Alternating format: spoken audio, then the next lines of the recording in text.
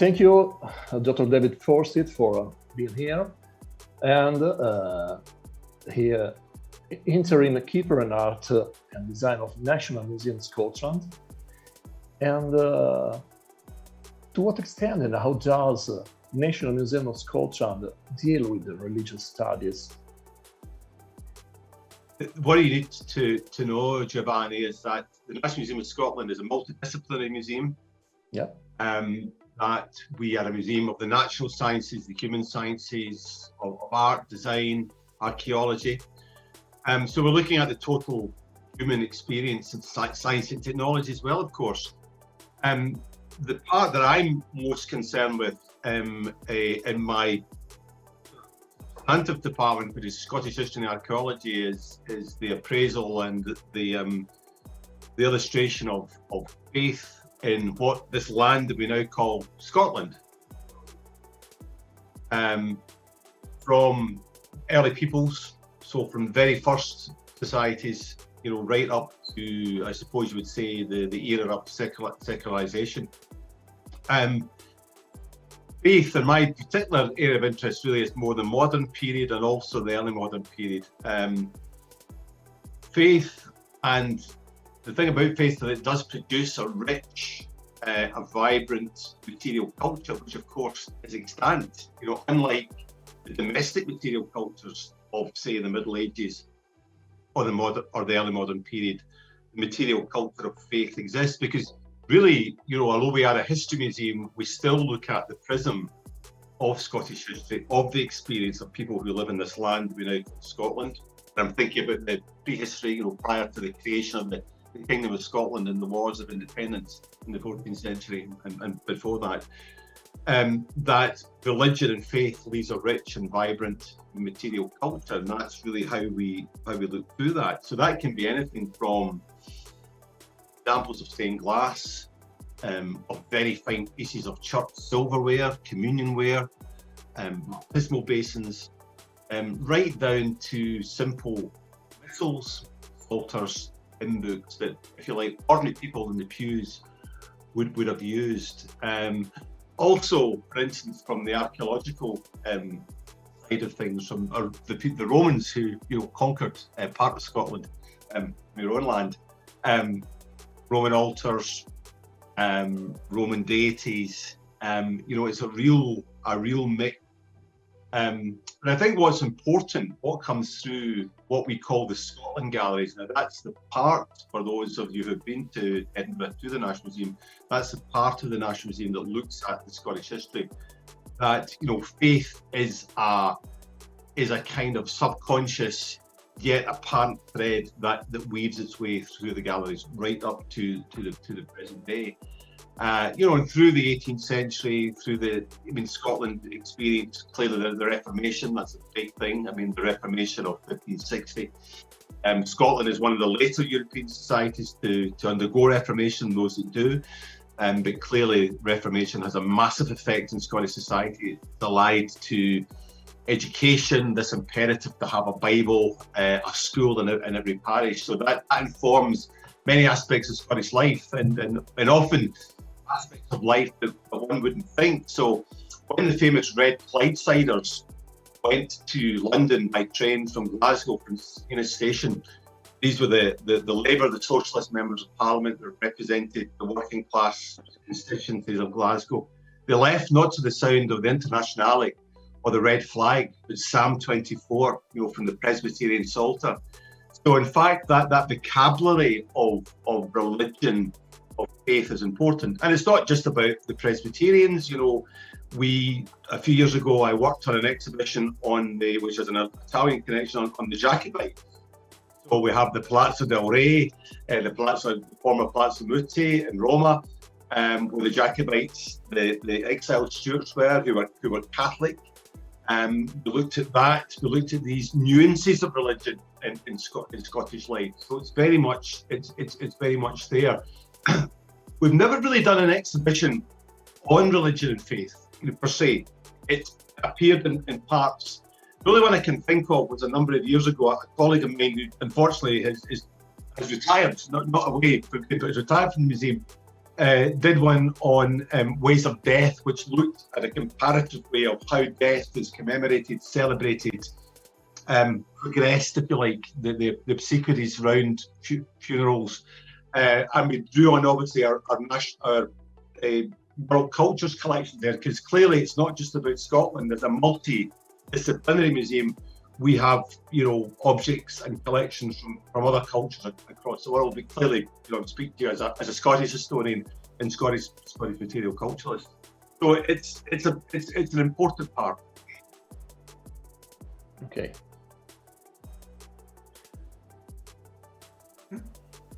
And do you mean to develop in the future this important part? Yes, I think, increasingly, if you like, the vocabulary of that, the common vocabulary of religiosity is kind of lost. So totems and sepulchres that people would have understood in the past or in the language is lost. So, we're dealing with very different audiences. We're dealing with multi-generational audiences. We're dealing with audiences going from different creeds and different, different peoples. Scotland in terms of its demographic makeup is very different to it was, 20, 40, 50, 100 years ago. So I think we need to be very clear in how we do that. Because we are very interested in the material culture, I'm going to be third supervisor on a project with a colleague of mine, Dr. Anna Groundwater, which will look at the material culture of the early Reformed Church and how that developed. Because there's interesting things there, how the early Protestants in Scotland, fashioned ordinary domestic cups for secular purpose. We are eventually going to embark on a larger redevelopment of what we call the Scotland galleries. These displays that illustrate the Scottish experience, and there probably won't be a gallery, I think, on religion in Scotland, but it's an aspect of Scottish life that will be represented. Another thing we've got to remember too is that we are in an age of secularization, as Western Europe is, and also other expressions of religiosity. Excuse me. Yes. So, for instance, we recently were donated material relating to a theosophist. We've also acquired material relating to people who are aficionados of the Wiccan culture, sort of white witchcraft. So I think it's important that our understanding of faith and religion in Scotland isn't an affirmation of a former Presbyterian monolith, albeit that's important, albeit that affects Scottish cultural social life, but actually is reflective of the diversity and the changes and the future of Scottish society. Okay. So there's at least one research project in there that has, religious culture, religious material culture, as its focus. So it's a very important part of the National Museum. Yes, I mean, you will be, yes, when you visit, the viewers, when they come to visit the National Museum, they will see galleries devoted to, at the moment, there is a gallery. There's a gallery in the medieval church, so we look at the pre-Reformation church, rich, visceral material culture. Scotland, of course, like many reformed countries, does undergo or suffer from iconoclasm. But there are some survivors, including a very splendid little statue of St. Andrew, a patron saint, of course, whom we share with Greece and Russia. An ecumenical saint, if ever there was one.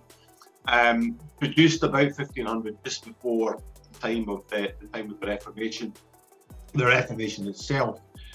Then, of course, the internal dynamic within Scotland. We tell that story great, what we call the covenanting struggle of the 17th century, the 1600s in Scotland, where the Scottish Presbyterians are trying to fight off, if you like, literally through two great episodes of warfare, the imposition of an Anglican, of an Episcopalian religious or ecclesiastical polity on Scotland itself. So these are things that very much defined that national character in the 18th and then the 19th century.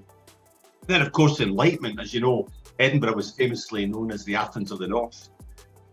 So there's the modern disciplines of historiography, geology, sociology, political economy are developed by some of the leading lights of the Scottish Enlightenment. David Hume, known famously by the religious of the time as the Great Infidel. So there's that side of Scottish faith as well. Of course, in many ways, the kind of irony of Calvinism is that Calvinism, in a sense, and many historians greater than me, such as Sir Tom Devine, have argued this, that Calvinism actually does help the Scottish Enlightenment, because Calvinism was a very cerebral religion. It was very much based on the Word of God, but also a kind of systematic theology. And when you move on, it's quite easy to transfer that systematic theology to a systematic and rational view of the world. In a sense, that's the kind of roots that the Scottish Enlightenment comes from. It owes more to its Presbyterian roots than one might imagine. Thank you, David. And what about past exhibition? And what was the public feedback and response compared to other production and exhibition? Yeah, I think I would mention two special exhibitions that I've been involved in. One was on Maria de Scotia, Mary Queen of Scots, possibly Scotland's most famous, certainly Scotland's most famous queen, probably Scotland's most famous woman. And there we looked at that dichotomy where Maria was this very seriously Catholic queen on a country. She arrives in August 1561. Exactly a year before, the Scottish Parliament has outlawed the Catholic Mass. It effectively has dissolved the Catholic Church of Scotland. And Mary comes to this. And what I think our visitors found, feedback, is that this kind of realpolitik that Mary shows, that religiosity and religion and faith is much more complex than one might imagine. Our half brother, James Murray, or James Stewart, the Earl of Murray, warns Mary that she can hear the Mass being said, but it must only be done within the confines of the Palace of Holyrood House. She can't hear the Mass elsewhere. But in these days, before security, there was a mob baying outside the windows of the palace, listening to the sound, the strains of the, of the Mass being said. So that's people discover more about the kind of deep patterns and differences in their religious life. Then going to also the exhibition that I was lead curator on Bonnie Prince Charlie and the Jacobites, and that featured religion quite heavily, religion of the 18th century. People have a lot of assumptions about religion, and it's a great, because the Stuart dynasty itself was Catholic, there was an expectation that it was a kind of proto-Irish situation, a kind of civil war between Catholics and Protestants. But in fact, the Stuarts sat at the head of a very strongly Episcopalian Protestant body in their attempts in 1745 and 1715 to overthrow the prevailing dynasty, the Hanoverians. So I think people respond, probably these days, religion and matters of faith are not always foremost in people's minds. And I think often that appreciations and display of religiosity, of faith, and confront people's own, I don't mean prejudices in a very extreme, nasty way, but what they understand, what they think that understand past the need, many of the myths are, I feel like myths are are destroyed and brought down, I think, by an appropriate and veracious approach to religious studies. So I mean, I think generally people enjoy that, and people of course enjoy the material culture associated with religion. In the medieval church gallery, we have a wonderful eagle lectern, which was commissioned and was in the abbey of the Palace of Holyrood House during the rough wooing, which was an engagement between England and Scotland when Henry VIII was trying to marry off his young son Edward VII to Mary Queen of Scots. It was a piece of loot that was taken from Scotland by an English knight and English army. You know, so religion can cast light on many other aspects of our common experience of our history, but that the objects itself can be splendid and mere survivals of difficult times. Okay, thank you, David. And what about so religious studies? Do religious studies fit into the European context? And if yes, in what way? And according to what perspective? For your point of view, and also for the National Museum of Scotland. The National Museum of Scotland.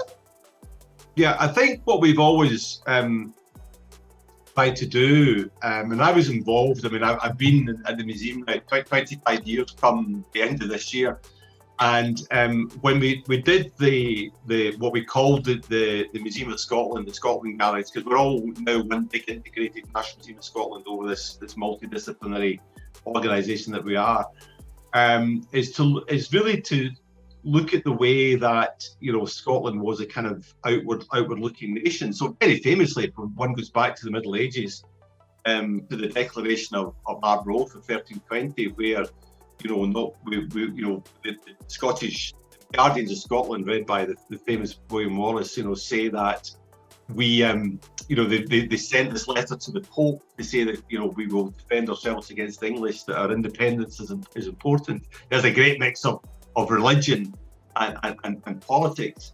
That's one a very early European definition of self-determination, if one likes, with a letter sent to the Pope back in Rome.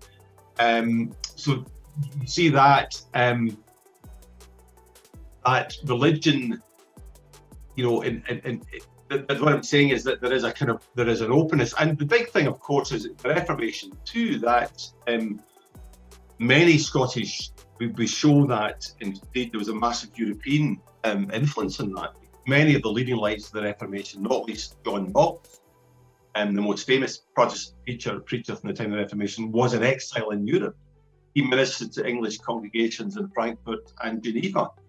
And that European connection, Calvinism, which was a Northern European movement, but a European movement, not a Scottish movement, not an English movement, how that affects, and I think affects religious developments in Scotland.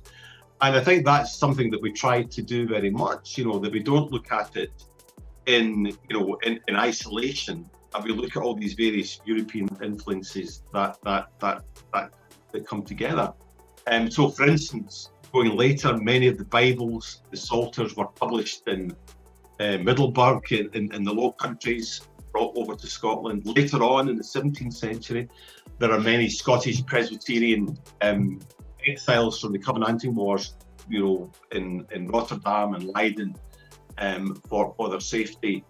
So I think we portray the Scottish experience of religion as a European phenomenon. We would be doing the public and our visitors a disservice not to do so. Yes. How do religion, in a special manner, religious studies fit into the building process of European citizenship, of a future European citizenship? And for European values and not only citizenship of administrative and politics aspects, but also for European values. I think that's a very big, I think that's a conference and a seminar in itself. I I mean, I think that religious studies and also in a museum context, the portrayal of material culture is important for breaking down barriers. It's important for helping us understand, each other as Scots, Britons, as Europeans. I think that religious studies, or for me, the study of material culture of religion, can show, highlight hopefully what we have in common rather than what divides us. And of course, we've got to remember now that Europe is a multi-faith, society. Through migration and etc. We've got large populations of Muslim Europeans, of Catholics, Protestants. So I think that religious studies is not a moribund or a dead discipline, but probably even more today, a religion that can bring understanding and toleration, a discipline, a study that can bring understanding and toleration. And one would hope that in a museum context, where perhaps research projects can have as one of its outputs an exhibition, and show people the material consensus, the material similarities that we all have, depending, regardless of whether we're Presbyterian, a Catholic, Episcopalian, Muslim, Hindu. And we did a display on modern Scotland a few years back, which I worked on, and we used to talk about migration into Scotland. We used religion as well. So we had a menorah from one of the first rabbis to come to Scotland in the 20th century. We had little votive candles from a Hindu family. We had wedding bangles, which was the wedding symbol from a Sikh woman. So I would hope that the colour, the richness of a shared material culture, with the input of academic research into religious studies, would help us bind together better as Europeans. But I think that's a very difficult question, Giovanni, for Tuesday after. We know. It's the future of Europe, yes. It's the future of Europe, yeah. It's future of Europe. And even, even the thing is, I suppose, the point one would make, even in a secularized Western society, religion is played out in different ways, as I've suggested. There are other avenues, and these must be displayed and in museums and discussed in research projects as well. It's not necessarily just about the kind of like the orthodox organized religion. Religion is people are probably as religious nowadays as they ever have been, although they may declare themselves atheists or whatever, but religiosity is outplayed in different ways. Okay. Thank you very much, David. ReIReS, our project supported by Horizon 2020, is a starting community of 12 European institutions specialized in religious history. But when we started our researches, we designed an European horizon of the religious literacy. We found that the Europeans ignore religions, ignore the European history of religion, right. The history of the Western Christendom, but also and the more the history of the other religions, of course. But do you think that the role played by religious history in your exhibition, in your museums, the National Museum of Scotland, could contribute to the construction of a pluralist society, a pluralist religious society, with your migrants?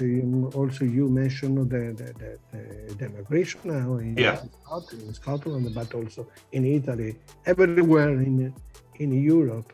Do you think that your museum, your narrative of the Scottish history could contribute to a new citizenship, European or British or Scottish? Okay. Yeah, no, I think it's a very good point, and that's quite that's very interesting. So I won't make any comment or critique of Colleagues Museum, but it would seem odd not to not to deal with that, because I think the point, Marcello, you bring about plurality is very important, because I think that museums are a space where plurality and creeds and different confessions can be looked at and should be looked at, really. So I find that quite odd, just because we live in a secularized society now. When we're looking at the past, when we draw what makes us and informs us as human societies, that element is still there. And obviously it's contentious, because if we think, and you've been aware at the moment, there's a lot going on. There's a lot been going on in Northern Ireland, and I know my colleagues at the National Museum of Northern Ireland deal with the conflict and the troubles. So that's something where really you could see a museum, speaking about the kind of the truths of plurality, the truths of communities coming together through the material culture. Because going back to the Stuarts in Cannes, when we were doing this exhibition, in a way, when you think of the whole thing in Ireland with the Orangemen and the Catholics, the Nationalists, in many ways, that's the Battle of the Boyne was a battle of the Stuarts and the House of Orange. So I've said often, these objects, these political objects, these are battles that people are still fighting today. This is the stuff people's souls. They may not recognize it, but it's the stuff of their souls. So I think that's a really good point, Marcello. Thank you. Thank you, David. Thank you, David. Thank you very much. Giovanni? Okay. No, it's all.